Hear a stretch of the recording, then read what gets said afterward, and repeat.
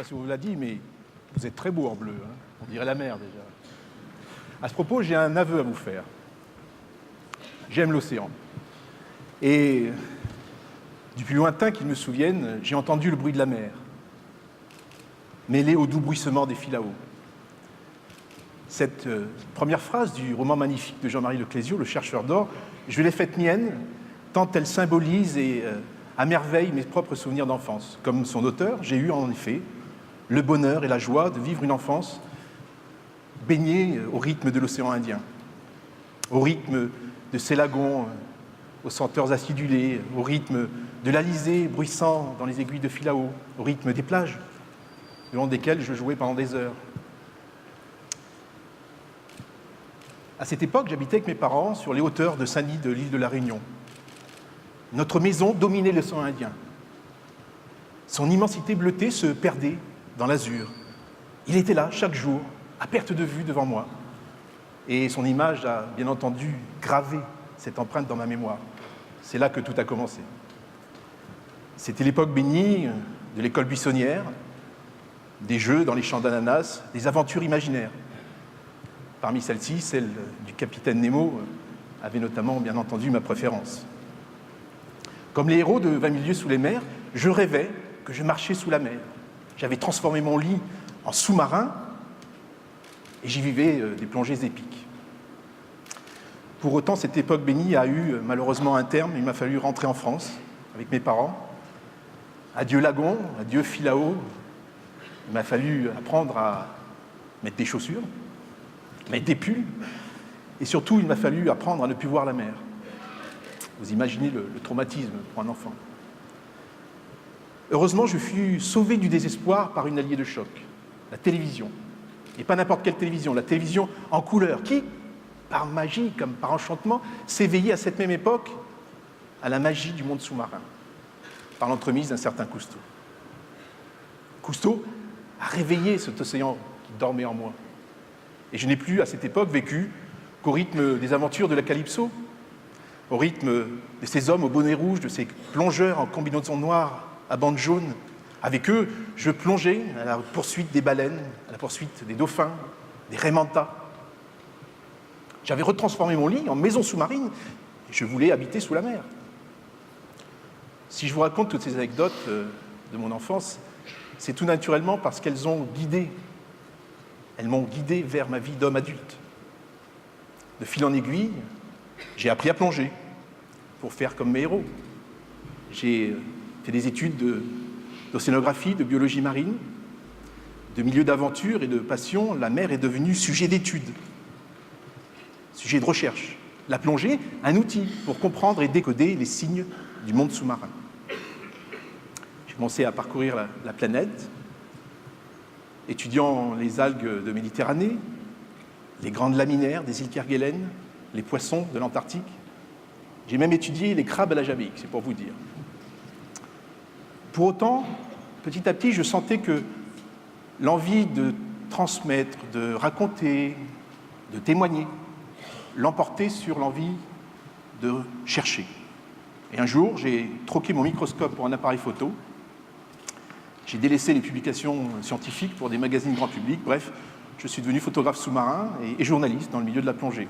Et là, j'ai parcouru la planète de long en large pour témoigner de l'infinie beauté du monde sous-marin, trempant mes palmes dans à peu près toutes les mers et les océans du monde. Et ce métier fabuleux m'a aussi, un jour, finalement, permis de rencontrer mon héros, le commandant Cousteau, et d'aller à bord de la Calypso, instant magique. Et si je n'ai pas travaillé avec Cousteau, il a eu sur moi une influence prépondérante, majeure. Comme bon nombre de jeunes de cette époque, biberonnés à l'écran bleu des aventures de la Calypso, génération Cousteau, j'ai été réveillé dans ma conscience sur les équilibres et l'écologie du monde sous-marin. Et donc, il ne suffisait plus de dire combien l'océan et la mer étaient belles. Il fallait désormais que je dise combien c'était fragile là-dessous, et combien était grande notre responsabilité à protéger cet univers merveilleux, cet univers si important. Une seule image, finalement, résume tout cela. L'image de notre planète océan. Ne l'oublions pas, ce sont les astronautes qui ont permis que nous changions de vision sur notre planète. Pour la première fois, vu depuis l'espace, notre monde était vraiment fini et il était bleu. C'est dire l'importance du monde. Quelques chiffres, pour vous en convaincre ou pour vous le rappeler.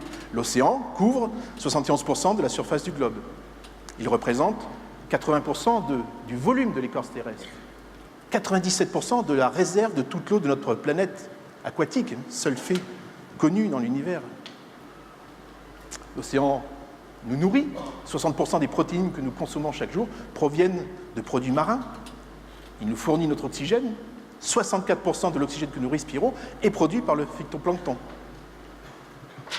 Il régule notre climat. C'est grâce notamment au Gulf Stream, le fameux Gulf Stream que nous avons sous nos latitudes, à nous, des hivers plutôt doux. Et il soutient nos économies. Plus de 90% des échanges économiques à travers le monde se font aujourd'hui via le transport maritime. C'est vous dire l'importance de cet univers qui pourtant est mis à mal par l'homme, fragilisé, traumatisé. Je ne vous adresserai pas ici la liste. Je pense que vous avez assez d'images traumatiques dans votre mémoire pour cela. Alors que faut-il faire ? On ne peut pas mettre l'océan sous cloche, on ne peut pas mettre la planète sous cloche, ça n'a pas de sens. Non, il faut continuer à alerter, à sensibiliser, à éduquer, à comprendre cet océan qui reste mystérieux par bien des aspects. Il faut continuer en cela l'œuvre entreprise par Jules Verne et prolongée par Cousteau. J'ai coutume de dire que à chaque époque correspond un grand visionnaire, un vaisseau emblématique et une grande aventure sous la mer qui a permis cet ancrage du milieu marin dans l'esprit collectif. On a eu le Nautilus, les 20 milieux sous les mers, on a eu la Calypso et l'aventure Cousteau. Aujourd'hui, un homme est prêt à reprendre le flambeau, véritable héritier de Jules Verne et de Cousteau. Cet homme, il s'appelle Jacques Rouget, c'est un architecte passionné par le monde marin et qui, depuis plus de 30 ans, fait des recherches pour nous permettre de mieux observer le milieu marin, pour mieux nous y inscrire, pour nous faire habiter la mer. Et j'ai la chance de travailler avec lui aujourd'hui sur ce qui sera la plus grande aventure sous-marine de ce début du XXIe siècle. Son vaisseau à lui s'appelle Sea Orbiter. Je suis heureux de vous le présenter ce soir. Alors qu'est-ce que c'est que Sea Orbiter ? C'est d'abord un nouveau regard porté sur l'océan. Une nouvelle façon d'explorer cet océan magique. C'est un vaisseau vertical de 58 mètres de haut, qui a la particularité d'avoir une partie de 21 mètres au-dessus de la surface de l'eau, de 37 mètres au-dessous de la surface de l'eau. Un vaisseau qui va dériver au cœur des océans. Pour la première fois au monde, un équipage de 18 personnes pourra vivre 24 heures sur 24 et sur le long terme, sous la mer, pour nous permettre de mieux affiner notre connaissance de l'écosystème marin. Grâce à sa plateforme pluridisciplinaire, qui pourra accueillir une grande variété d'explorateurs et de chercheurs, qui pourront jour et nuit observer l'inépuisable richesse du milieu marin et du monde sous-marin, grâce notamment à des accès faciles au monde sous-marin, justement, pour mieux s'inscrire dans cet univers unique, pour être en symbiose avec l'univers subaquatique. Toutes ces caractéristiques font de Sea Orbiter la première maison sous-marine nomade, entourée du plus grand des jardins, l'océan. Alors comment est né Sea Orbiter ? De notre besoin de toujours sensibiliser, de continuer à ancrer le monde marin dans l'esprit de nos enfants, pour qu'ils comprennent leurs enjeux demain. De notre besoin de comprendre comment fonctionne cet océan, comment fonctionnent les mécanismes qui s'y déroulent, très complexes.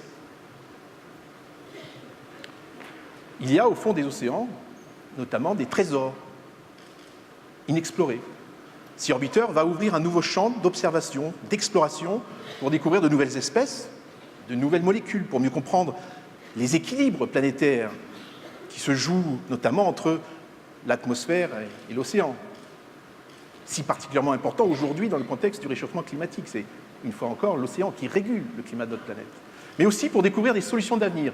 Les scientifiques s'accordent tous à le dire, il existe au fond des océans des trésors qui, demain, seront ressources de bien-être pour l'humanité. Dans le domaine de l'alimentation, pour pallier à la déficience des ressources halieutiques en chute, on trouvera demain des nouvelles molécules qui nous permettront de fabriquer de nouvelles protéines ou de faire une aquaculture plus raisonnable. Dans le domaine de la santé, de la pharmacologie, l'océan est un formidable vivier de matériel génétique qui se renouvelle intégralement dans les grands fonds tous les 3 jours. Vous imaginez cette richesse où demain on pourra aller chercher de nouveaux médicaments, de nouveaux protocoles médicaux. Dans le domaine des ressources minérales, les terres rares qui sont si essentielles pour vos smartphones, nos tablettes, sont aujourd'hui en quantité prédominante au fond de l'océan. Dans le domaine des énergies aussi, les énergies marines renouvelables, l'énergie des houles, l'énergie des courants, l'énergie thermique des mers, la différence de température entre l'océan, le fond et la surface. Toutes ces ressources marines sont aujourd'hui largement inexplorées. Elles conditionnent pourtant, soyez-en sûrs, le futur de l'humanité.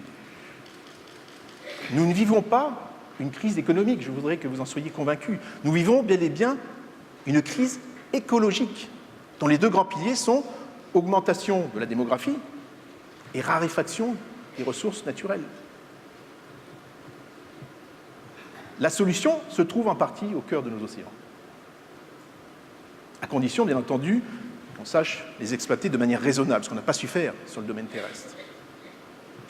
Pour nos enfants, pour vos enfants, nous devons changer notre vision du monde. Nous devons placer l'océan au cœur de nos préoccupations quotidiennes. On ne pourra pas continuer à parler de développement durable, de durabilité de la planète, sans inscrire l'océan au cœur de l'équation. Soyez-en sûrs. Nous devons aussi, par là même, inventer un nouveau modèle socio-économique qui intègre l'océan de manière durable et responsable, comme valeur de recherche, de connaissances, mais aussi de solutions, d'innovation, de progrès. Certains appellent ça la Blue Society. Quel que soit le nom qu'on veut bien lui donner, c'est un modèle incontournable qui nous permettra d'accompagner la planète vers un futur désirable. C'est d'un véritable changement de paradigme qu'il s'agit, un changement de paradigme aux couleurs de l'océan. Et si l'on veut réussir ce pari ambitieux pour le futur, et celui de nos enfants, et faire vivre l'océan dans le cœur des hommes, il faut faire vivre les hommes dans le cœur de l'océan. Je vous invite donc tous à bord de cet orbiteur dès demain. Je vous remercie.